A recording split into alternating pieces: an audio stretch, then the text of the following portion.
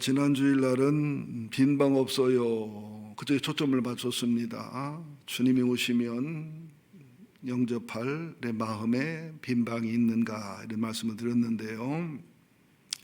오늘은 8절부터 14절 또 성령이 허락하시면 21절까지 보겠습니다마는 왜 예수 그리스도는 그 지역에 있는 목자들에게 나타났는가 이게 궁금하잖아요. 그래서 성경을 이렇게 조사해서 간략하게 연구를 해보니까 주님이 오실 때쯤 해서 주님을 찾고 주님을 연구하고 주님을 사모하는 학문적이고 또 천계적이고 자연적인 것을 연구했던 사람들이 동방박사들입니다. 즉 우리들이 하나님을 향한 바른 중심과 바른 마음이 있다면 하나님은 일반 계시든 특별 계시든 만나주시는 주님이다. 그 다음에 주님이 만나러 찾아오신 분이 목자들이에요. 우리는 동방박사가 먼저 주님을 만난다고 하는데 시간적으로 볼 때는 목자들이 훨씬 먼저 주님을 만났습니다. 예수님이 부활하셨을 때도 어떤 누가 아니라 천하디천한 막달라 마리아가 가장 먼저 증인이 있는 것, 이 첫 번째 증인이라는 것은 굉장히 중요합니다. 왜 그랬을까? 여러 목사님들과 학자들의 의견을 들어보고 저도 연구를 해보면 그들은 우선 목자였기 때문에 목자로 오신 하나님의 마음, 예수님의 마음을 조금이나마 알 수 있었다는 거고요. 목자 중에도 야근하는 목자들은 신참들이나 우리말 말하면 좀 비정규적인 사람들이 대부분이기 때문에 가난하고 낮고 천하기 때문에 메시아를 기다릴 수밖에 없고 메시아를 사모할 수밖에 없는 사람들. 그 다음에는 대부분 농사짓거나 이런 일을 하는 분들이 순수하고 단순해요. 그런 순수한 영혼과 단순한 영혼이기 때문에 주님이 찾아오셨다. 우리들도 동방박사와 같은 연구의 자세, 또 목자 같은 순수한 마음, 또 연극할 때 연극에는 틀렸지만 엘리라는 소년처럼 순수한 주님에 대한 사랑, 빈방이 있어야 했던 그 순수한 마음들. 그러면서 그들에게 하나님은 어떻게 임재하시고 나타나시느냐 다 알지만 우리가 놓치는 게 너무 많습니다. 천사가 이르되 무서워하지 마라 보라 내가 온 백성에 미칠 큰 기쁨의 좋은 소식을 너에게 전하노라. 이 무서워하지 말라는 것은 우리가 육신 중심으로 현실 중심으로 살다 보니까 조금만 정신세계에 들어가고 영적인 세계에 들어가면 무서워해요. 여러분들도 대화하다 보면 마음을 드러내는 대화를 하고 마음을 드러내는 대화를 유도하면 불편해하고 힘들어해요. 또 정신을 드러내고 죄를 드러내면 아주 다음부터는 안 만나겠다 결심하고 아주 표정이 안 좋아지는 모습을 봐요.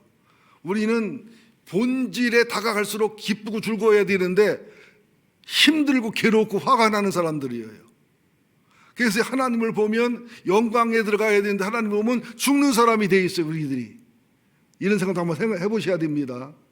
보세요. 사람과 사람 사이에서도 적당히 거리를 두고 적당히 체면을 두고 적당히 거짓말하는 서로 알면서 그저 적당히 세워주면서 이래야 편안하잖아요. 대화가. 그런데 임금님이 뻘거벗었다고 하는 식으로 대화하면 그 주책 없는 대화지요. 푼수 없는 대화죠. 근데 여기부터 안 되니까 우리의 마음을 정신을 영혼을 내올 용기가 죄를 내올 용기가 없지요. 그래서 두려워하지 말라는 거예요. 모든 사람들 하나님 만나면 두려워합니다. 얼마나 영광이 하나님 만나는 것 자체가 얼마나 큰 기쁨이냐고 이거죠. 그러면서 기쁨의 좋은 소식. 자, 여러분들에게 제일 좋은 소식이 뭡니까 지금? 마음에 안 드는 아내가 오늘 저녁에 죽을 거라는 거? 아니 우리 아들 딸 인류대학 가는 거? 뭐 각자 좋은 소식이 있겠지요. 그러나 지금 사형 판결을 받고서 사형받아야 될 사형수가 사형 집행일이 6개월 남았는데 그 사람의 가장 좋은 소식이 뭡니까? 대통령으로부터 특별 사면받아 무죄로 나오는 것입니다. 여러분들 우리가 미련하고 답답해 그렇지 기쁨의 가장 좋은 소식은 지옥 갈래가 천국 가는 것입니다. 인생을 완전히 이리저리 헤매면서 잘못 살아야 될 내가 길이요 진리요 생명인 예수를 만나 인생을 바르게 사는 것입니다. 이게 기쁨의 좋은 소식이에요. 우리들 가슴속에 소원을 들어보면 그 사람을 알아요. 지금 소원이 뭐냐고, 지금 100억이 생기면 뭐 하고 싶냐고, 실제로 돈이 갑자기 100억이 생겼을 때 어떻게 하는지를 보면 100억 갖고 망할 사람인지 흥할 사람인지를 금방 보일 수 있다는 거지요. 기쁜 소식. 그게 뭐냐면 다윗의 동네에 너희를 하여 구주가 나셨으니 곧 그리스도 주시니라. 근데 다윗의 뿌리, 다윗의 줄기에서 예수가 오신 것이 우리 기쁜 소식이시고 행복한 소식이지만 역으로 한번 생각해 보자고요. 하나님이신 예수님이고 하나님, 아버지 하나님은 이게 기쁜 소식이요, 피가 거꾸로 돌고 가슴이 찢어지고 평생 잊지 못할 아픈 소식이요, 죄인인 우리를 구원하기 위해서 우리에게는 기쁜 소식이지만 하나님에게는 아픈 소식이요, 예수에게는 감당결이온 십자가를 피해달라고 하는 그런 기도를 할 수밖에 없는 그런 소식이었다는 거예요. 오늘도 아내랑 아침에 대화도 그런 얘기 했습니다마는 예수님의 어머니 마리아는 임신할 때부터 성령으로 잉태됐고, 또 시몬이라는 현지자를 만났을 때 네 아들이 사람들의 속을 드러내고 영혼을 드러내다가 하나님의 원인 정치과 공의를 가르치다가 십자가에 죽고 잔인하게 죽는 것을 볼 때 내 마음이 칼을 찌르듯 하리라, 그런 예언을 받았단 말이죠. 그리고 예수님을 키울 때 예수님이 어렸을 때부터 싸나웠겠어요, 순했겠어요? 다른 애들과 똑같았겠어요? 애가 독특했겠어요? 여러분 어떻게 생각해요? 12살 철들었을 때부터 좀 독특했겠지, 그 전에 똑같았을 거다, 그렇지 않다고 봐요. 저는 예수님이 태어나서 의식이 생길 때부터, 그래서 그런 찬송가 있죠. 구유에 누인 예수, 그 마음이 온유해서 그 마음이 겸손해서 울지를 않네. 나는 그 말씀을 믿어요. 그러면서 마리아가 얼마나 마음이 아팠겠어요. 그죠? 언젠가는 인류의 질에 죽어야 되는데, 내가 그 모습을 봐야 되는데, 저 순한 내 아들이, 그죠? 내 뱃속으로 난 아들이 그렇게 마음 없겠어요? 저 착한 내 아들이, 그리고 그 억울하게 죽음당하고 고난당할 때 엄마는 아들 알잖아요. 아들이 얼마나 순하고 착하고 선한 일만 했고 죄가 없는 걸 알잖아요. 친척들은 미쳤다고 하고 이단이라고 하고, 아마 마리아는 예수님 못지않은 오히려 더 아플 수도 있었다고 봐요. 그가 구세주는 아니지만 나는 이 마음도 생각해야 된다고. 성탄절의 기쁨과 행복과 은혜와 선물 교환만 하지 말고, 그래서 성탄절 때는 여러분들의 마음속에 한두 명이라도 정말 가난하고 병들고 힘든 사람을 찾아가 예수님이 아픔으로 찾아와 나를 의뢰했던 것처럼 좀 힘에 겨운 선물이라도, 힘에 겨운 사랑이라도, 힘에 겨운 구제라도 한 사람이 했으면 좋겠다. 저는 성탄절 때 굉장히 이게 선물비가 많이 나가거든요. 하나님의 선물을 표현하고 주는 그런 은혜를 살리기에 그렇게 하거든요.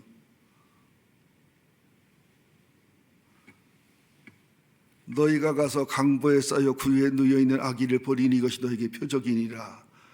이제 표적을 얘기할 때 이들이 순수하지 못하면 무슨 메시아가 베들레헴에서 태어나고 구유에서 태어나고 뭡니까 안 믿지만, 이들은 순수하게 믿고 순수하게 인정하고 따라가 하나님이 찾아와 증언하시는 것을 가서 확인해서 증언하는 증언자가 됩니다. 최초의 증언자는 목자들입니다. 12제자가 아니에요. 최초의 증인이고 최초의 예수에 대한 증거자는 목자들이에요. 예수 부활의 최초의 목격자고 최초의 증인은 막달라 마리아예요. 왜 이렇게 주님을 하실까? 순수해야 돼요. 내가 공부를 많이 했어도 순수해야 돼요. 돈이 많아도 겸손해야 돼요. 가난해도 쩌들지 말고 주의 소망으로 순수해야 돼요. 이게 신앙입니다. 여러분들은 종교생활 하지 말고 신앙생활에 주력하지 마시고 주님과의 관계와 교제 속에서 주님을 닮아가는 순수와 순결과 단순함과 깨끗함과 착함과 선함과 이런 것을 지켜가시기를 예수 이름으로 축원드립니다. 그게 영성이에요. 근데 13절에 굉장히 중요한 얘기가 나와요. 지극히 높은 곳에서는 하나님께 영광이요 땅에서는 하나님께 기뻐하심을 받은 사람 중에 평화로다. 이거는 뭐 너무너무 설교를 많이 하고 우리가 너무 들었던 얘기인데 식상할 정도예요. 그런데 여기서 우리가 놓치는 게 너무 많아요. 하나님은 하나님 자체가 영광입니다. 그렇잖아요. 하나님이 하시는 일 모든 게 영광이에요. 그분의 나타나면 영광이 압도되기 때문에 우리가 머리를 못 들고 죽는 거예요. 그런데 하나님이 사람 돼서 죽으러 오신 일이 영광이라는 게 뭐냐? 그런 하나님이 죄인 되고 타락되고 지옥처럼 살다가 지옥처럼 죽어서 지옥 갈 수밖에 없는 우리들을 살리고 구원하기 위해서 수많은 하나님의 희생과 예수님의 희생과 성령님의 탄식과 마리아와 요셉의 희생과 또 그리고 베들레헴에 살던 2살박이 아기들은 무슨 죄가 있어요? 그죠? 그 애기들도 죽어야 되고 그 엄마 아버지의 마음은 얼마나 찢어지게 아파요. 그 엄청난 대가를 치르는 것인데도 영광이라고 그런다고요. 우리들의 영광과 예수의 영광은 달라요. 예수님은 십자가에 위해서 죽으러 가는 것을 하나님이 영광 받으러 간다고 말씀해요. 우리는 십자가에 죽으러 가면 난 도살장에 간다고 그러지 영광이라는 말 안 쓸 거예요. 우리가 주님을 사랑하다 고난당하면은 고난당해 억울하다고 하기 이전에 내가 영광을 맛보는구나. 그리고 주님을 사랑하고 주님을 바르게 전하다 고난과 억울한 일을 당할 때 주님의 의로와 평강 속에서 나는 영광의 길을 가고 있구나, 이런 영적인 자존감, 고난과 슬픔과 십자가 속에서 주님이 주는 영광, 하나님이 주는 영광, 예수 그리스도가 주는 영광. 사람이 죽어도요 양심의 거리낌이 없고요 나라와 민족이 죽는 것은 기쁨으로 죽을 수 있습니다. 같은 죽음이라도. 그래서 하나님께는 영광이요 예수가 이 땅에 오신 것이. 그러면서 이 땅에서는 기뻐하심을 받은 사람 중에 평화로다. 왜 기뻐하시니란 앞에 수식어가 들어왔느냐? 예수를 구주로 믿지 않는 자들에게는 예수님이 평화가 아니라 전쟁하는 분이에요. 예수님이 변호사가 아니라 검사예요. 예수님이 구원자나 친구나 아버지 신랑이 아니라 심판자이고 법집행자예요. 다시 말합니다. 여러분들은 지금 하나님, 예수님, 성령님이 나한테 판사입니까? 나한테 검사입니까? 나한테 변호사입니까? 지금 나는요 하나님은 판사고요 예수님은 변호사고요 성령님은 검사예요. 그럼 피곤하지. 세 분 또 쌈 붙이는 것밖에 안 되고. 우리에게는 오로지 구원받고 주님을 사랑하고 믿음의 길을 걸어가는 사람들은 넘어지든 또 일어나든 또 넘어지든 이런 사람들은 하나님도 변호사, 예수님도 변호사, 성령님도 변호사, 세 분이 내 변호사인데 뭐가 겁나요 여러분들? 로펌, 최고의 로펌 아니에요? 서창규 장로님 이 세 분 모시고 로펌 하셨으면 좋겠어요. 예수님이 내 변호사예요. 성령님이 내 변호사예요. 하나님이 내 변호사예요. 잘못한 건 예수의 피를 씻었고, 잘못한 건 성령이 불로 태웠고, 하나님이 기억도 안 하시고. 그런데 이제 그분들이 심판하고 판단할 때 원래대로 한다면 예수님은 변호사 자리에 써야 되고, 하나님은 판사 자리에 써야 되고, 성령님은 뭐 검사 자리에 있지만 그 검사 자리는 보통 마귀나 성령님이나 의인이 있을 수도 있겠고, 이건 뭐 하나의 가봐 하는 문제지만, 이때에 세 분 하나님이 다 내 쪽에 변호사라면 그 재판 어때요? 재판의 결과가 변하잖아요. 그러니까 우리에게 심판이 없는 삶을 살아야 돼요. 바울이 그러잖아요. 우리에게 심판날 우리에게 뭐하고 있어요? 칭찬이 있으리라. 왜? 하나님이 변호사고 예수님 변호사, 검사가 변호사인 사람들은 판사, 검사, 변호사까지도 검사 쪽에 있는 사람에 비해서 죄를 드러내지 않고 용서하고 회개했으니까 뭐만? 내 숨은 아픔, 내 숨은 공로, 그리고 칭찬만 있지요. 칭찬만 있지요. 이 말의 의미를 아셔야 됩니다. 우리는 심판하면 막 두렵고 떨려. 왜? 하나님이 검사거든. 예수님이 검사거든. 성령님이 검사거든. 그렇잖아요. 성령님은 내 죄를 조명하시지 본질은 내 변호사예요. 예수는 나를 보고 본받으라 했지만 그 본질은 내 변호사예요. 하나님은 나를 판단하고 책망 징계하시지만 그분은 나의 뭐예요? 변호사이시고 아버지예요. 변호사인데 그냥 변호사도 아니야. 아버지 변호사, 신랑 변호사, 친구 변호사, 애인 변호사. 여러분 이래도 겁나요? 그래서 지극히 높은 곳에서는 하나님께 영광이고 이 땅에서는 기뻐하심을 받은 사람 중에서 평화로다. 이 소식을 이렇게 무지하고 무식한 목자들에게 와서 전한 것을 15절 이하에 보니까 천사들이 떠나 하늘로 올라가니 15절 봅니다. 천사들이 떠나 하늘로 올라가니 목자가 서로 말하되 이제 베들레헴으로 가서 주께서 우리에게 알리신 바 이루어진 일을 보자 하고 양은 어떡하고 뭐 한두 사람이 맡겼고 친구에게 부탁했겠지요. 양을 방임하고 왔다고는 안 봅니다.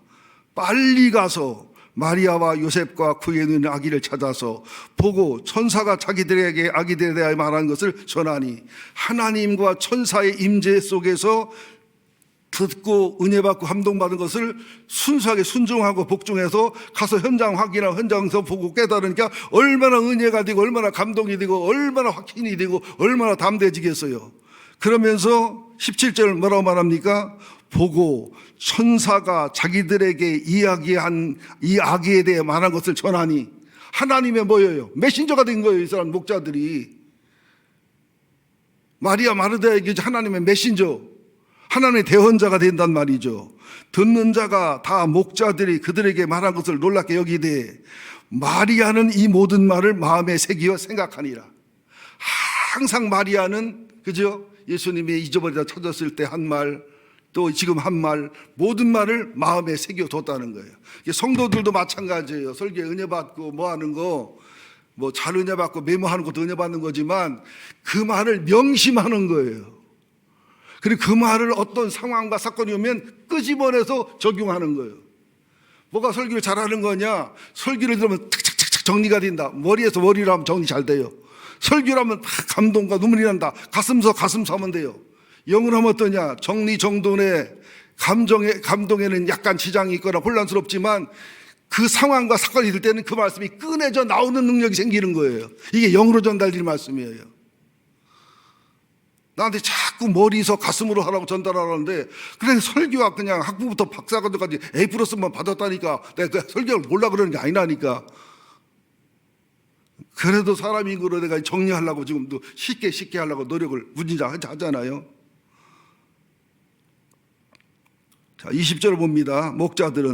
목자들은 자기들의 이르던 바와 같이 듣고 본 그 모든 것으로 인하여 하나님께 영광을 돌리고 찬송하며 돌아가니라. 자, 목자들은 순수한 영혼으로 하나님이 찾아오시고 천군 천사 찾아와서 이렇게 전달했고 예수의 기쁜 소식을, 그래서 큰 기쁨의 좋은 소식을 지극히 높은 곳에서는 하나님께 영광이고 땅에서는 기뻐하심을 받은 사람 중에 평화가 되는 복음을 전했고, 그리고 또 15절에 보면은 예수님과 요셉에게 하나님께 들고 천군과 천사에 들은 것을 대언하고 메신저로서 전달했고, 그리고 본인들이 말을 확인하고 마음에 담고 돌아왔다. 이렇게 말씀을 마치고 있습니다. 자, 그러면서 이제 마지막으로 이제 여기 예수를 만난 사람들을 보면 메시아에 대한 학문적 연구나 찾고 찾아 만난 동방박사 같은 사람들, 또 예수님이 찾아와서 만나거나 스스로 계시해서 만난 사람들은 목자들의 야간 당직자 같이 순수한 정신과 순수한 영혼을 가진 사람, 그죠? 그리고 세 번째 칼라가 뭐냐면 시므온과 안나처럼 다 주님을 사모하고 메시아를 사모하고 메시아 오는 날을 기다리고 메시아를 보기 전에 네가 죽지 아니하리라는 의를 받으면서 메시아가 유대와 세계의 정답이란 걸 알고 기도하고 기다린 사람들, 지금 우리 시대는 이런 사람들이 필요해요. 여러분들 동방박사처럼 학문과 연구와 자연과학과 세상 학문을 통해서도 끝에가 예수를 만나야 되지만, 또 우리 영혼이 순수하고 단순하고 아름답고 정결해서 목자처럼 주님이 찾아와서 만나야 되지만, 가장 더 수준 높은 사람은 뭐냐? 시므온처럼 안나처럼 일생을 메시아를 대망하며 다시 오실 재림주를 대망하며 성령 강림을 대망하며 하나님을 기다리면서 포기하지 않는 사람들. 자, 보세요. 25절 봅니다. 예루살렘에 시몬이라는 사람이 있으니 이 사람은 의롭고 경건하여 이스라엘의 의로를 기다리는 자라. 이게 메시아를 기다리는 자라는 거예요. 영혼이 맑고 밝은 자는 메시아를 기다릴 수밖에 없어요. 왜 그러냐? 430년 노예 생활 속에 예수를 상징하는 모세, 그리고 광야를 통과하면서 또 예수를 상징하는 여호수아, 또 예수를 상징하는 다윗, 예수를 상징하는 요셉 쭉 보여주고 있거든요. 근데 그 사람들은 특징이 뭡니까? 다 기다리는 사람들이었다는, 기다리는 사람들. 대기만성이란 말이 있어요. 큰 것은 시간이 걸린다는 거죠. 자, 26절 봅니다. 그가 주의 그리스도를 보기 전에는 죽지 아니하라는 성령의 지시를 받았더니 27절 성령의 감동하심으로 성전에 들어가매 마침 부모가 율법의 관례대로 행하고자 하여 그 아기를 예수를 데려오는지라 시몬이 아기를 안고 하나님을 찬송하여 이르되 주제여 이제는 말씀하신 대로 종을 평안히 놓아주시는도다. 내 눈이 주의 구원을 보았사오니 이는 만민 앞에 예비하신 것이요 이방을 비추는 빛이요 주의 백성 이스라엘의 영광이다 하니 그의 부모가 그에 대한 말들을 놀랍게 여기더라. 시몬은 뭐예요? 기다리고 일생 기다리는 메시아를 만났으니 나는 죽어도 여한이 없다는 거예요. 여러분들 일생의 어떤 목표가 이루어지면 나 죽어도 소원 없단 말 들잖아요.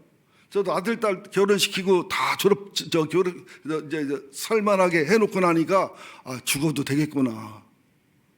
옛날 부모들이 왜 자식들이 결혼 안 한 상태에서는 죽기가 힘들다 그러나 그게 심정 이해가 되더라니까요. 사람은 사명이 완수되거나 인생의 목적이 완성되면요 덤으로도 할 수도 있지만 죽어도 후회 없는 마음이 들게 돼 있어요. 여러분 죽을 때 이렇게 죽을 수 있는 것을 기도하시기 바랍니다. 죽으면서 후회하면 죽음이 아니라, 죽으면서 껄껄껄하는 죽음이 아니라 나는 죽어도 여한이 없다는 시몬의 기도 얼마나 멋있는지 몰라요. 외로웠잖아요. 고독했잖아요. 슬퍼 보였잖아요. 문명하잖아요. 그러나 예수를 사모하고 예수를 알아보고 예수에 대한 예언을 합니다. 자, 34절 35절 시작. 시몬이 그들에게 축복하고 그의 어머니 마리아에게 말하여 이르되 보라 이는 이스라엘 중 많은 사람을 패하거나 흥하게 하며 비방받는 표적이 되기 위하여 세움을 받았고. 이게 무슨 말이냐? 예수님은 인격과 성품이 완전하고 능력과 표적과 기적과 진리가 하나님이고 사람이고 완벽한 분이지만 미움을 받을 수밖에 없다. 왜냐? 영혼을 다 드러내기 때문에. 영혼을 다 드러내면 영혼이 어두운 자는 예수를 미워하고 영혼이 밝은 자는 예수를 사랑하고, 영혼이 어두워도 회개할 중심이 있는 자들은 찾아와 회개할 거고, 영혼이 어둡고 악한데 회개할 마음이 없는 사람은 예수를 죽이려 할 거고. 그래서 예수는 어쩔 수 없이 이스라엘 중 많은 사람들이 패하든지 흥하든지 하나님 앞에 복받는 자가 되든지 저주받는 자가 되든지 그 표적이 되기 위해서 예수는 세워졌다는 거예요. 예수가 십자가에 죽고 구원하고 율법을 완성하고 우리의 길과 길을 열어주러 왔지만 우리들의 영혼의 본색을 드러내주러 오신 분이 예수님이란 말씀이에요. 여러분 보세요. 그 예수 당시에 예수님과의 관계와 교제와 예수를 대하는 태도가 모두 그 사람들의 영혼 아닙니까? 그 사람의 본색이 아닙니까? 그래서 우리 목회자들도 최소한 성도들의 영혼을 드러내주는 역할을 해야 된다는 거죠. 설교가 교인들이 원하는 설교가 아니라 하나님이 필요로 하는 설교, 교인들이 귀에 맞고 마음에 맞고 인기 있는 설교가 아니라 하나님 아버지가 그를 사랑해서 그에게 하라는 말씀을 전해줄 수 있는, 말씀을 들었을 때 속이 뒤집어져서 속이 드러나야 돼요. 내 속에 주님을 사랑하는 마음이 있는지, 내 속에 주님을 불편해하는 마음이 있는지, 내 속에 주님을 향해 화나는 마음이 있는지, 내 속에 주를 향해 교만한 마음이 있는지. 그래서 말씀을 전하면요 반드시 여러분 본색이 드러납니다. 이 소리가 아닙니다. 이 소리가 아닙니다. 용각사는 소리가 없습니다. 그래서 예수님은 불행할 수밖에 없다는 거예요. 선하지만 완전하지만 그래서 죽을 수밖에 없다는 거예요. 여러분들 누가 제일 미워요? 내 잘못을 드러내는 인간이 제일 밉잖아요. 내 악함을 계속 얘기하는 사람이 제일 밉잖아요. 부부끼리 언제 싸워요? 꼭 맞는 말 했을 때 꼭 싸우잖아요. 35절, 또 칼이 내 마음을 찌르듯 하리니 이는 여러 사람의 생각의 마음을 드러내려 함이니라. 예수가 억울하게 재판당할 때, 채찍이 맞을 때, 십자가 못 박혀 죽을 때 예수님이 다 그 모습을 어머니가 보여줬고 어머니가 그 밑에 있었잖아요. 십자가에 죽기 직전까지도 여자여 아들입니다. 그리고 요한에게 어머니를 부탁했잖아요. 어땠겠어요? 그 마음에 찢어진 아픔이. 여러분, 성탄절이 하나님이 찢어지는 아픔, 예수 그리스도의 찢어지는 고통과 아픔, 슬픔, 예수의 어머니 마리아의 그런 희생 속에서 맞은 성탄절을 우리는 어떻게 맞이해야 되겠냐는 거예요. 이렇게 무덤덤하게 맞이해야 되겠냐는 거죠. 내 아들이 지금 오늘 죽어가는데 아버지가 나 술 먹고 바람 핀다면 그 아버지요 그게? 아버지요 그게? 미국의 어떤 아버지는 마약 먹자고 3살인가 4살 먹은 딸을 창조주에게 팔아먹었어요. 마약 처먹자고. 그게 아버지요 그게? 우리가 성탄절을 맞이해서 이런 하나님의 마음을 알고 예수의 마음을 알고 성령님의 마음을 알고 요셉과 마리아와 그리고 억울하게 죽어간 베들레헴의 2살밖에 이 아이들과 그의 어머니 아버지의 슬픔 희생을 알자는 겁니다. 우리는 너무 의인들의 희생에 관심이 없어요. 주변에 아프고 힘든 사람들에 대한 긍휼과 자비의 마음이 너무 연약해요. 이것은 영혼이 답답하다는 증거예요. 영혼이 맑고 밝으면 아픈 사람, 괴로운 사람, 슬픈 사람, 예수의 마음, 하나님의 마음, 성령의 마음을, 너 아픔을, 슬픔을 느껴지게 돼 있지. 복 주세요, 잘 되게 해주세요, 나 편안구만해요. 그렇게 안 되게 돼 있다 이 말이에요. 반드시 주님의 아픔을 알게 돼 있지. 공감하게 되겠지. 주님 웃었다는 데 없잖아요. 울었다는 데는 있어도. 또 37, 38절에 보면 아셀 지파 바누에 따라 안나가 결혼한 후 7해, 그러니까 보통 15세 결혼하니까 22살에 혼자돼가지고 84년이 됐으니까 한 106살 이상 됐을 거예요. 100살 이상 넘었다고 하는 거예요. 이 사람도 성전을 떠나지 않고 기도하면서 그렇게 주님을 기다리고 주님이 나타나니까 이게 메시아라고 증명하고 증거하는 여자의 설명을 한다고요. 나는 솔직히 좀 너무너무 슬픈 것 중에 하나가 뭐냐면 강인자 장로님이 아파서 교회 못 오시니까 그냥 속상해서 그냥 조정진 권사님 그냥 교회 오고 싶어 그러시는데 집사람 가면 붙들고 울고 나 보고 싶다고 내 사진 놓고도 누가 뭐 오해하는데 내 사진을 뽀뽀를 한대야. 보고 싶다고. 내가 가면 좋아가지고 서너 시간 노대 시간 붙들고 계시니까 난 허리 아파서 바쁜데 한 번 갔다 오면 죽어 며칠 알아요. 그분 사랑하는 그분들, 또 조수림 권사는 손하고 착하십니까? 기도할 분이 기도하지 못하고, 이정환 장로님, 또 김승근 장로님, 아휴, 그 친했던 양반은 다 가려고 그래 지금. 이제 조금 있으면 김원구 권사도 간다고 장로도 간다고 하려나 물어보서 너무 마음이 아픈 거예요. 여러분들, 하나님은 잘나고 못나고 사랑하지 않고요, 하나님을 사랑하는 자, 하나님을 사랑해서 하나님이 주는 기도하는 자, 그 사람들이 이게 재산입니다. 뭐 젊고 똑똑하고 뭐 말 잘하고 헌금 많이 하고 그들도 교회에 필요하고 일꾼이지만 진짜 필요한 일꾼들은 말없이 이름 없이 눈물로 기도하고 희생하는 수고하는 사람들이라고 나는 그렇게 믿습니다. 나는 내 마음대로 한다면 지금 아프신 원로 장로님들, 원로 권사님들 한 10년, 희석이하는 15년이니까 한 10년씩만 더 건강하게 사시다가 돌아가셨으면, 나 은퇴하는 날 돌아가셨으면 좋겠다. 그 공허해요. 그 한 분, 김행신 장로님 돌아가실 때 내가 그렇게 많이 울었잖아요. 노인 한 분 갔는데 내가 뭐 슬퍼 울었어요. 그분의 눈물과 기도와 그 기도 친구가 떠난 걸 생각해 외로움 때문에 울은 거예요. 우리 어머니 돌아가시나니까 얼마나 홀가분한데, 얼마 지나니까 이렇게 힘들고 지치는 게 어머니의 눈물과 기도가 하루에 서너 시간 노대 시간 있었는데 그게 없어지니까 갑자기 아프더라고요. 여러분들, 우리 교회의 어르신들을 무시하지 맙시다. 가볍게 여기지 마십시다. 그분들을 무겁게 여겨야 돼요. 빨리 가라고 해요? 그분들을 소중히 여겨야 돼요. 특별히 기도하는 분들, 말 없이 희생하는 분들, 김명덕 장로님이나 또 뭐 누구죠? 그 김원식 장로님이나 또 우리 교회에서 정병훈 장로님, 다 이름 못해 죄송합니다. 백혜남 장로님이나 뭐 최준천 사무장님이나 우리 전 목사님이나 또 여러분들의 많은 눈물과 기도, 특별히 방송팀, 멀티미디어 팀의 희생과 수고들, 목자들 뭐 다 말할 수가 없지요. 또 이제 그런 노동만이 아니라 정신 노동으로 수고하시는 분들도 많고, 교회를 염려하고 사랑하고 애타서 충원하고 지각하는 분들도 다 교회를 사랑하는 분들이죠. 그런 분들을 소중히 여기고 귀중히 여기고 그분들을 통해 오는 말씀을 주의 음성으로 들을 수 있는 그런 마음을 가져야 되겠다는 겁니다. 오늘 내리는 결론은 뭐냐? 잘 들으셔야 돼요. 예수님이 올 당시에는요, 노예 생활 430년, 바벨론 포로 생활 70년 지나면서 400년 동안 선지자가 하나도 안 나타났어요. 완전히 절망과 캄캄한 시대에 때가 되니까 AD 1년이라 하지만은 엄밀히 따지면 이게 계산을 잘못해 그래요. 어느 신부 하나가 AD 1년이 맞는데 BC 4년에 태어났었어요. 계산을 잘못해가지고. BC 4년에 오신 예수님의 오심이 어둡고 캄캄한 곳에 하나님이 찾아오셨고 인류의 타락을 구원으로 인류의 절망 희망으로 바꾼, 그래서 AD와 BC가 나눠지는 사건이 예수가 이 땅에 오신 그 동정녀 마리아 탄생이다. 어떤 신학자는 그렇게 말합니다.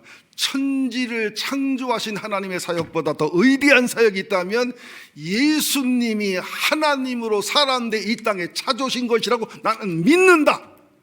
나는 거기에 상당히 동의합니다. 우리는 400년 기다리고 430년 기다리는데 우리는 기다림에 지칠 때가 많지 않습니까? 우리 한번 남은 자가 되십시다. 주님이 일할 때까지 기다리는 사람이 되기를 예수 이름으로 축원드립니다. 처칠이 20세기의 위대한 정치 지도자로 기억되는 이유는 뭐냐? 제2차 세계대전을 승리로 이끌었기 때문입니다. 제2차 세계대전이라는 책을 써서 80살이 넘어 노벨 문학상을 받았는데요, 처칠이 없었고 처칠의 고집이 없었으면 독일은 안 망합니다. 히틀러가 승리했을 겁니다. 처칠은 생애가 좀 좋은 집에 태어났지만 몸이 약하고 뭐 공부도 안 하고 뭐 사관학교도 2번, 3번 떨어지다가 마지막 3번째 가서는 운이 좋아 붙은 사람입니다. 그런데 총리를 첫 번째 하다가 거기다 쫓겨나다시피 관뒀는데 1940년 8월 달쯤, 7, 8월 달쯤에 히틀러가 영국을 맹폭을 하면서 100% 이길 수 있다고 그랬어요. 그리고 독일의 영국 공군 사령관이 착각을 하고 그 밑에 참모가 거짓복을 하면서 영국 공군의 공군력이라든지 군사력을 또 잘못 히틀러가 오해한 것도 있습니다만은, 그리고 우리가 숨겨진 얘기입니다만은 독일군 레이더를 읽는 그것을 영국의 그 천재 또라이가 발견해낸 사건이 있어요. 이걸 종합으로 말씀드리는 거예요. 그런데 1940년 8월부터 히틀러가 영국을 말 그릇이 1500대의 폭격기로 4개월간 폭격했어요. 여러분, 서울을 이북에서 1500대의 폭격기로 4개월간 폭발하면 뭐 남겠어요, 여러분들? 얼마나 많이 죽어나갔겠어요. 평균 계산해 보니까 한 번 떨어진 폭탄 500파운드인데 이게 하나 떨어지면 10명에서 8명이 죽는데, 오발탄도 있잖아요. 평균 4명에서 5명이 죽는 거예요. 사람들이 데모를 합니다. 처칠은 미련하다, 항복해서 히틀러랑 잘 지내자. 근데 히틀러는 반대하는 거예요. 히틀러는 항복하면 끝이다. 항복하면 악의 나라가 되고 악의 세계가 되기 때문에 난 죽어도 항복을 못한다. 그렇게 난리가 난 겁니다. 막 그냥 당원들, 야당들, 여당 의원까지 또 당시 수상 후보까지도 막 그냥 별의별 작전을 하고 방해를 하고, 한때는 처칠이 흔들려서 평화조약을 맺으려고 한 적도 있어요, 보면은. 그러면서 폭탄 하나가 떨어지면 평균 4명이 죽는다는 거예요. 근데 1500대가 와서 밤새도록 폭탄을 떨구고 가면 몇 개 떨어지겠어요. 영국 망한다, 영국 망한다. 그때 처칠이 한 말입니다. 나는 포기하지 않는다. 절대로 포기하지 않는다. 잿더미로 변해버린 조국, 불에 탄 시체들이 뒹구는 런던 거리, 거일 매일같이 전해져 오는 독일의 승전 소식 등의 현실은 독일에 승리하겠다는 처칠의 꿈을 가혹할 정도로 짓밟는 절망적 사건뿐이었지만, 그럴수록 처칠은 포기하지 않았고 그러다가 히틀러가 스스로 시행착오하고 독일의 공군사령관이 시행착오하고 뭐 하면서 이게 역전이 왔어요. 생각지 못한 역전이 오면서 미군이 개입하면서 이제 결과 승리했지요. 이거는 기적 중에 기적의 승리입니다. 여러분, 쉽게 승리한 게 아니에요.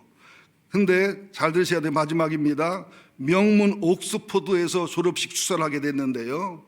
이때는 처칠이 영웅입니다. 영웅을 바라보는 학생들의 눈빛이 아름답겠지요. 처칠이 1분 동안 극히 옥스퍼드 대학을 졸업하는 졸업생들을 쳐다보면서 뭐라고 말했어요? Don't give up. 포기하지 마십시오. 그리고서 이제 뭔가 연설이 나올 줄 기대했는데 30초, 40초 동안 그들을 바라보더니 이번에는 다시 말합니다. 좀 더 큰 목소리로 절대 포기하지 마시오. Never give up. never란 말은 절대란 말이잖아요. 첫 번째는 포기하지 마세요. 두 번째는 never give up. 절대 포기하지 마세요. 잠시 처칠은 숨을 가다듬었습니다. 전쟁을 겪은 교수들의 눈에는 눈물로 젖었습니다. 나치가 런던을 공습하고 학교와 집과 교회들을 폭격할 때 생각, 그때 죽어가던 어머니, 아버지, 동생들, 친지들, 연인들, 비참함이 떠올랐습니다. 가장 나이가 어린 학생까지도 전쟁이 끝나고 막 직후니까 그 상황을 알기 때문에 피해자가 없는 집이 없으니까 눈물 흘렸습니다. 마지막으로 그 정치가는, 그 처치는 이렇게 잊혔습니다. 무슨 일이 있어도 절대 포기하지 마십시오. Don't you ever and ever give up. 무슨 일이 있어도 절대로 포기하지 마십시오. Don't you ever and ever give up. 그의 이 한 문장으로 된 졸업 식사가 강단을 메아리쳤을 때 가장 짧고 강렬한 축사를 남겼고 영국 사람이 엄청 희망과 용기를 줬습니다. 0.1%만 계속 쌓아가도 100%가 될 때가 오고요. 나무 한 그루를 자라게 하려면 40년, 50년, 100년이 걸리고요. 아브라함은 아들 얻기에 25년이 걸렸고, 노아는 120년이 걸렸고, 모세는 40년이 걸렸고, 다윗은 17년이 걸렸고, 예수가 오기까지는 애굽의 포로와 가나안의 전쟁과 바벨론 포로와 아수르의 망함과 어둠의 시대 400년을 지나면서 예수가 오셨습니다. 우리 포기하지 맙시다. 절대 포기하지 맙시다. 무슨 일이 있어도 포기하지 맙시다. 예수 그리스도, 예수 그리스도, 예수 그리스도, 그분만이 나의 소망이요 희망임을 잊지 않고 붙잡으세요. 실수했습니까? 괜찮아요. 죄졌습니까? 괜찮아요. 연약합니까? 괜찮아요. 쓸데없는 인간이란 말 듭니까? 괜찮아요. 그래도 예수를 붙잡으세요. 그래도 예수를 붙잡으세요. 그래서 예수를 붙잡으세요. 그러므로 예수를 붙잡으세요. 예수밖에 없기 때문에 죽을 때까지 마지막 내게는 예수만 붙잡으시기를 예수 이름으로 축원드립니다. 하나님, 코로나19로 인한 기가 막힌 현실의 예배를 드립니다. 개인의 가게가, 개인의 사업이 어렵고 힘듭니다. 아기 예수로 찾아오신 하나님이신 예수님의 희생을, 아기 예수를 죽이고자 이 땅에 보내신 하나님 아버지의 마음을 10달 동안 임신했다 나서 죽어야 되는 예수를 바라보는 마리아의 눈물과 십자가의 고난과 억울함의 고난을 지켜봤던 마리아의 피눈물을 기억하게 하여 주옵소서. 이렇게 주님을 기다렸던 동방박사들, 찾았던 동방박사들, 그리고 찾아왔던 목자들, 그리고 이렇게 정화하는 시몬과 안나와 같은 믿음의 반열에 저희를 세워주시옵시고, 400년이 가도 1000년이 가도 만년이 가도 천년의 사랑, 만년의 사랑을 노래하듯이 예수, 오직 예수만 붙잡게 하여 주옵소서. 예수님의 이름으로 기도합니다. 아멘.